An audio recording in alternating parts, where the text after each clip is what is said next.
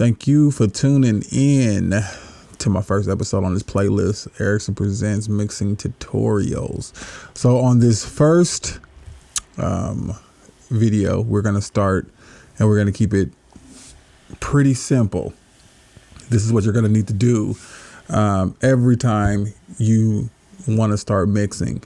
You have to be organized. Being organized is going to make your life so much easier. You can organize by putting files in folders. You can change the colors. I'm working in Studio One, but whatever DAW you're in, I am pretty sure you can do the same thing by color coordinating and packing folders. So I can easily change these colors to whatever I want them to be, as you can see. Okay, so the way I like to go about is I like to separate all of my sounds into 4 different columns. You have the bass folder, the rhythm section, which is pretty much all of your drums. I like to break the bass away from the drums. That's just me. Other people do it different ways, but this is just how I do it. Now, mind you, you can do it any way that you choose to do it. I'm just showing you how I do it. Then on this, in this folder is all the instruments, and in this folder is all the vocals. And I'll have subfolders inside of these folders. So this is a pretty big session. This part of the song is at a different tempo than this part of the song. At the end of the session, the song actually goes into another song. So I recorded them in the same session just so I can have the same feel. So when I would mix it, it would all sound like it's one cohesive project or a song, even though it is 2 separate songs. So yeah, I have a part 1 and part 2 pretty much. So if I open up any of these folders, you can see this is all my bass elements. I break up anything that has a low end to it that's predominantly low. So that's why you would see an explosion in here, even though explosion has a lot of high harmonics, but the low end is the most important part of it. So that's why that would be in there. But so yeah, you got your bass elements. So that's why I have it there. You open up the rhythm section. As you can see, I have different folders for the rhythm section. Now these colors are super random. I don't actually have a color system, mainly because I just haven't had time to just sit down and figure out one. But I'm pretty sure if I do figure out a color system, then I'll probably find things a lot faster. But I mean, I'm collapsing folders, so I know where I'm at. It just keeps the whole turn that off. It just keeps the whole session organized. It just makes it easier to find things, especially when you're dealing with sessions that are over 100 tracks like this one. All right, so inside of this one, these are all my live drums. I have layered kicks. So you can see that I just made a whole folder for kicks. I mean, there was 4 different kicks for this one kick. So that's why I ended up making it its own folder. Then you obviously you have your snare. So everything in here are the live drums. And then I have percussion. So I think when I broke this up, this is more of the sampled stuff, the hi-hats that are sampled and all that stuff. So I put that in there. Then I have my sound effects folder. So all the sound effects, the rises, the risers, and all that stuff.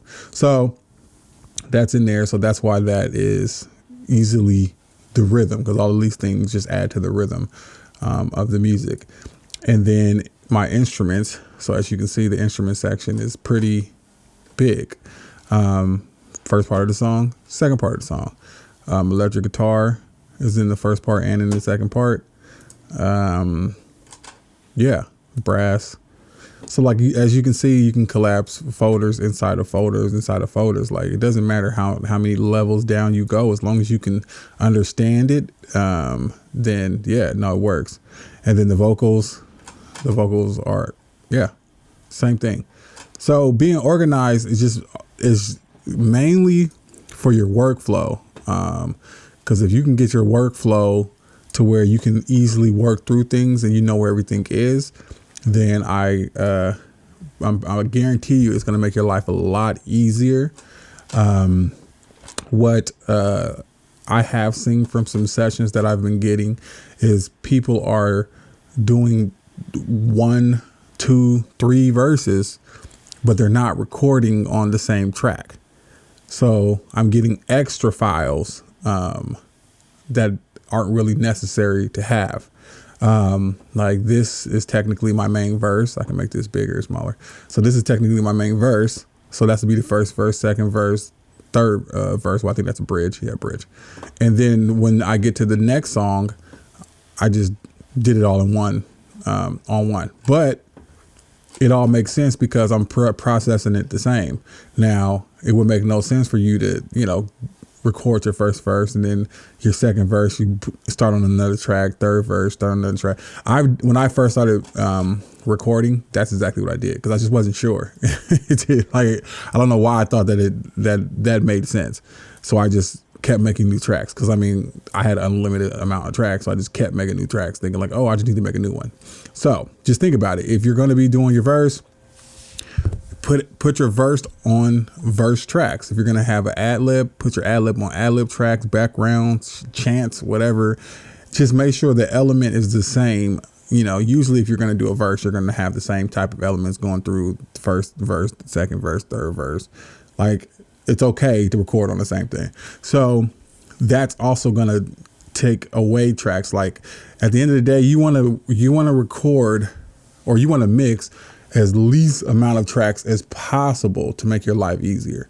Like these vocals, let's see a good example right here. Okay, so this is one little track, but I actually bust this down from I believe 4 different vocals.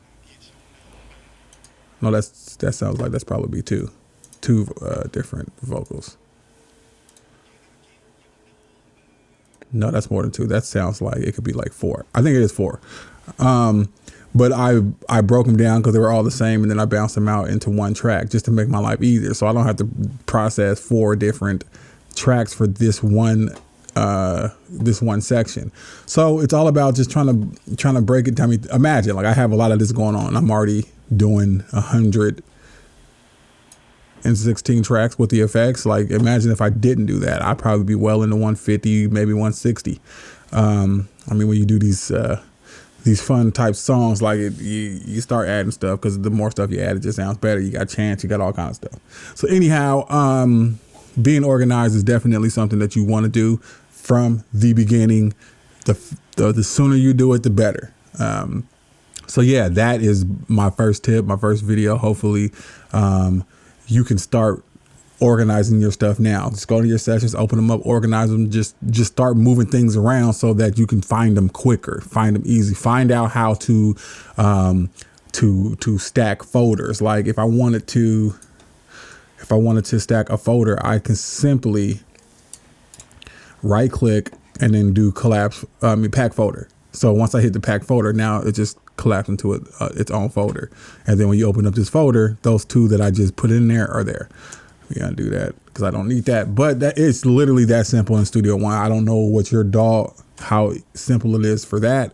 But yeah, you're essentially creating bus. That's pretty much what I'm doing. But I can make it to where I can collapse the folder of the bus. So, and once you have these folders, you can actually process the whole thing at once. So say for instance, my vocals are too low as overall. Instead of me going to each individual track in the vocals, I can just grab this one fader, move it up and down, louder, lower, whatever the case may be. So that is the beauty of being organized. The sooner you get this down, the sooner you will be able to not stress on where's that sound. Like when you're listening through and you hear one thing like, oh man, I need to fix that. You can find it pretty quickly if you just stick to the same systematic thing that you make up. Now, mind you, you don't have to do what I do. Like don't do what I'm doing because you see me doing it. Do what works for you. Do how you remember it. If you want to put the bass and the rhythm in the same folder, that's fine too. So, I mean, it doesn't matter. Like, just do whatever works for you. All right. I will catch you guys in the next one. Peace.